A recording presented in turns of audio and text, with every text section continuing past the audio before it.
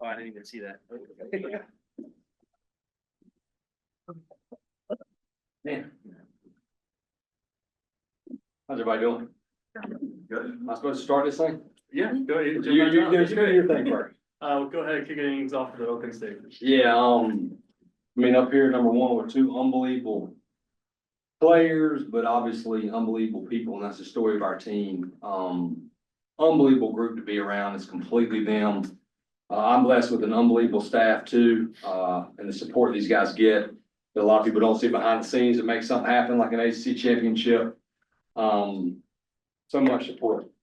And just thankful for it. But you know, Clemson has a heck of a team. Obviously, we had the big inning. I thought the story of the game was Ryan Lynch. Going out there as a true freshman, pitching like that, and then loading the bases and not giving up one run. That's hard to do against a team like Clemson. I felt like all the momentum when we got out of that inning, even if it had been one run, but much less no runs. Instantly went to our dugout. We had great at bats. Our guys, they come to play every single day. But they definitely came today ready to go after it, and they went after it, and they got that ACC championship. Thanks, Coach. We'll open up to questions. Back there. Scott, you touched on a little bit there. Ryan, first start in a championship game for a Yep. freshman. How do you describe what he was able to do for you guys? I mean, he's good. So that's why he's pitched so much for us. And I told him the whole year, like, you're a starter on probably 95% of teams. Not every team has the rotation we have. I think he's going to be one of the best starters in our league when it's all said and done. We have lengthened him out as well. I think he's almost thrown 70 pitches. So it's not like he's only been a 1 or 2 inning guy. He knows where the ball is going. It's an elite fastball. And he's got great makeup and believes in himself, where you want me to get out of a jam like that. So I felt great about it. We had this plan. Once we went to Houck, we knew we weren't going to use Lynch unless we absolutely had to win the game. And credit to him, I thought he really pitched well.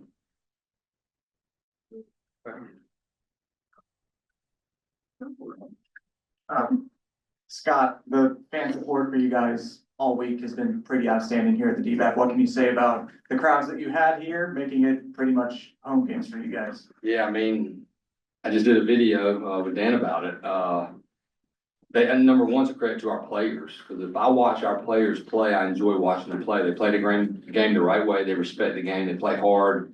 They don't back down. They don't quit. They don't show up opponents. And I think fans, obviously winning helps a lot, but they know what they're seeing. And it started last year in that regional, and I'd never seen it like that. And I firmly believe that helped us beat LSU on Monday night, and it helped us beat West Virginia. So my message is that was awesome that they came out for the ACC tournament. We have bigger fish to fry, as my grandpa used to say, and we need them to come out even more because it looks like we're going to be hosting a regional at Washington Stadium. Jackson, you guys broke it up, and obviously with the 8 runs in the 5th inning, just what was that like from your perspective? Stokely homers, and was Tyson homer, then you had the homer, and like, you know, just the feeling what you guys had working and able to sort of put the game out of reach there. Yeah, I mean, obviously that sort of inning is fun. It's the sort of thing that we're capable of. We've done it a couple of times this season. But I think it kind of started in the first inning, like we caught a break and then big hit, and first inning 1, second inning 2, third inning 1. So I mean, it was kind of one of those days. We were obviously in the middle of the barrel all day. Also caught some breaks, and when that sort of thing's happening, you know, that can happen for us. Coach, before we get to the offense in the 5th inning, you guys have that huge shift. Gavin's on the other side of second to get that double play. You point to your fellow coaches. What was the reason for that shift? Obviously, it worked out for the double play, and how much does the stats in the video that you guys say play into it? Yeah, I mean, that's our staff. I mean, I basically now as a head coach, I walk in and I coach the players. Scott Jackson, Jesse Rusbicki, Brian Gaines, Jason Howe. You can put Carter Hicks in there, Daniel Wilkerson, Dave Arendis. They have everything ready for our games, and those guys, they're going to sleep really, really good. We all stayed up late, but they probably slept 2 or 3 hours because we had not played Clemson. I mean, you don't put your guys in that position unless you have enough data where we know that that's where we need to be. And then our guys made the play. So, but that's a credit to our coaching staff for sure. Yeah, Gavin, the 2 balls you hit off the off the monster. DBAP doubles, but in most ballparks, those are home runs. Did you feel like you got cheated at all, or were you just grateful that in that moment you got a big hit? No, honestly, to be honest with you, I don't think I hit either one of those very, very well, so I think the ballpark might have helped me out. That big wall being a little shorter than, most ballparks, so, I mean, at the end of the day, a double's a double, and I'll take them when I can get them. Jackson, as Coach Forbes said, you got bigger fish to fry, but it's been a hell of a run for you in college baseball. Just sort of speak to the emotion of getting this ring today. Yeah, me and Jake Knapp we're talking after the game today. It's our third year and haven't been able to get to this point in the last couple of years. Obviously, have had good years. We just kind of left this to be had. So it's a good feeling for sure. And like we were talking about on Friday in here, it was an opportunity to prove that we're the best team in the ACC and that we felt that way all year. Jackson and Gavin, you guys started 2-4 in the ACC and now you're to this point. How gratifying has it been to find your identity, have success with it, and then take that forward into the postseason? Go ahead, Butler. Yeah, I think that's, says a lot about this team and what we buy into. Coach Forbes preaches the process to us, and you can tell that this team's really bought into that because there's not a lot of teams that can start 2-4 in a league like this and then really bounce back from it. But we just show up every day, ready to work, always looking to get better. And once one day's over, it's over and we move on to the next. And I think you can really see that with this team. So it's impressive. Jackson and Gavin, I didn't see any dog palette out there. Does that say something about what the team's goals are and then if you're not satisfied? Yeah, I mean, I think that we're happy to have gotten this done, but we know that there's a lot more that we want to do ahead of us. And also just kind of the way the game went, it's just kind of one of those things. I don't think we necessarily planned on doing it or not doing it. It just kind of played out that way. And Scott, this is a team that scored 20 runs in the first 3 games and you basically held them down for most of the game. Was there a particular strategy that a common thread through all the pitchers today? Again, it's just hard work. If you go back and look, it's been a while since Lynch has pitched. But it's really been a while since Olin Johnson and Cam Paget have pitched. And I thought Olin was outstanding. Pound the strike zone. He's gonna be mad that he had to come out because I'm sure he wanted to finish the game. But there's a lot of stuff that goes on that people don't see. These kids, I tell them all the time, when you work hard, you have nothing to fear. And Coach Gaines and Coach Howell, they live in that bullpen or the new pitching facility that, people that were so generous that support our program helped us build. And that stuff matters because they're throwing bullpens, they're throwing lives, they're manipulating pitches. And same thing with Brian Lynch. I felt like he was prepared to do this because of Brian Gaines and Jason Howell. For coach and the players, talking a little bit more about that 5th inning, how was it kind of with all the homers like on the sideline and just how did that kind of feel? I mean, obviously it feels great to jump on a team like that.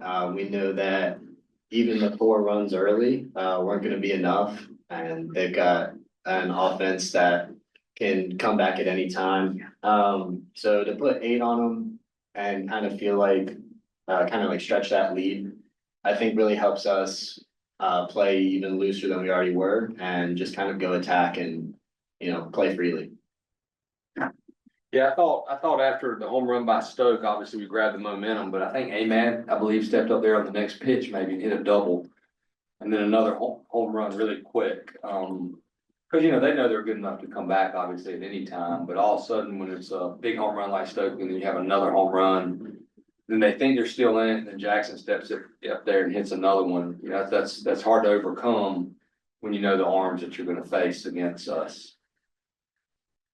Gavin, with the tournament starting now, next week, what kind of momentum do you feel like this run here gives you guys as a team? And, is there another level maybe that you all need to reach to be able to, make it to Omaha?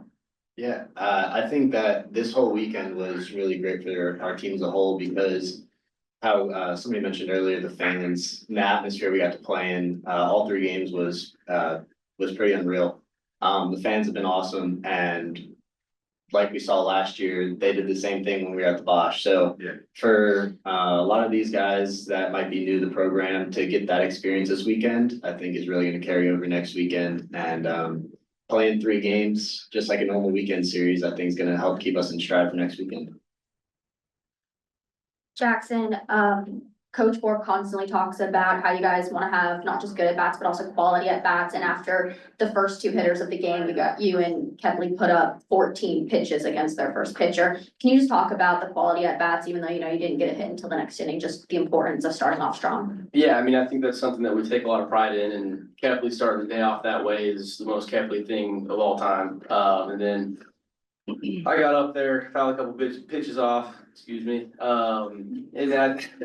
I think, yeah, I mean, we keep track of them and, it's kind of a competition and Kepley generally leads the way on that. Yeah, I mean, if you have a day where you're not hitting it all around the yard, you do have to still have quality at bats, and that's how you can manufacture, and we've had to do that at times to win games. Scott, last night, I know you advocated for Florida State to be a top 8. When you look at Clemson, obviously this wasn't their best game, but do you see them as a top 16 and a host team? Yeah, absolutely. Obviously I'm biased. I think our league's the best in the country. You know, we missed some teams. We didn't play everybody. We didn't get to play Georgia Tech. I think people were talking today about Georgia Tech. Are they gonna be a top 16 seed? I'm like, I mean, they just won the regular season. How are they not a top 16 seed? I think we have a great conference. I think we have great players, number one. We have great coaches. You know, anybody can beat anybody, and that hasn't always been the case since I've been in the ACC. So I'm hoping and advocating hard for all of our teams to be as high as seeds they can be. Scott, and then Jackson, Link talked about last night about you guys executing and being a complete baseball team. How have you seen this team do that in the past few weeks, and how are you gonna carry it forward? Yeah, I mean, they buy into it, but they know, I mean, obviously they do have a choice, but they don't have a choice. I mean, we're gonna practice fundamentals until they probably get tired of hearing it. You know, we'll be doing it this week, just like we always do it. And they know that, hey, you have to be to get a bunt down. You have to be to read a dirt ball. If you can't do those little things, you end up being just a DH, and your chances of being in the lineup every day aren't very good, but they also work at it. You know, that's where having the facility that we have, they can get back there on their own as well. I always tell our players, you should be responsible for how good you are. Nobody else. People are just gonna help you. But these guys help each other, with all their techniques and, you know, you look at Stokely early in the game, you just got a guy with third base and we scored the run. So those things that don't show up in the box score, we practice really, really hard. The last one, right? Scott, obviously winning is the goal when you come. Like Roy says, you might as well win the thing, but when you look back at this weekend, did you accomplish everything you wanted to as far as getting guys work, getting guys at bats, things like that? Yeah, I mean, I have to say yes, right? We just won an ACC tournament. They're so hard to win. And, you know, my coaching mind, I really wanted to play 3 games. Obviously, you want to win the tournament. But in my mind, when we're losing to Boston College, I try not to get too far ahead. I'm thinking, okay, man, I don't want to enter squad Saturday. I don't want to enter squad Sunday, but we'll probably do some live stuff on Tuesday. But I feel like all of our arms, for the most part, got out there. Well, a couple more guys like Chewy that didn't get out there, we'll need to get them out there. But yeah, I have to say that was an accomplished weekend for sure. Thanks, guys. Thank y'all. Congratulations. Thank you. Thanks, man. Yes. Move on to- Van, you want yours?